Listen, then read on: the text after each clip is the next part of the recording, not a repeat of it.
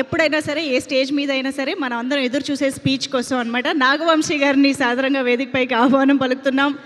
Nagavamsi sir, waiting for you.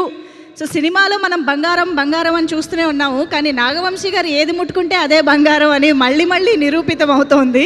Nagavamsi గారు sir, stage పైకి వచ్చేసేయండి. Please please welcome on to the stage. So మా నాగార్జున గారితో కలిసి ఈ చిత్రాన్ని సితారా ఎంటర్టైన్మెంట్స్ ద్వారా కూడా మన ముందుకు తీసుకొచ్చినటువంటి నాగవంశీ గారి మాటలు.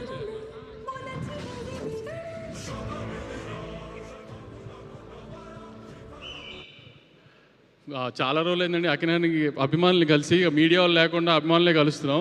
ఈ సినిమాకి ఇప్పటికే చాలా ఎక్కువ సార్లు మాట్లాడేసాం, చాలా ఎక్కువ మాట్లాడేసాం. ముందు మా డిస్ట్రిబ్యూటర్స్ అందరూ వచ్చారు, వాళ్ళందరితో అఖిల్ గారితో ఆ చేతుల మీదుగా షీల్డ్ ఇప్పించి, ఈ మధ్యకాలంలో ఫస్ట్ 3-4 డేస్లోనే కమిషన్ వచ్చిన సినిమా అవడంతో అది బాగా సెలబ్రేట్ చేద్దామని ప్లాన్ అండి. ఇది చాలా థ్యాంక్స్.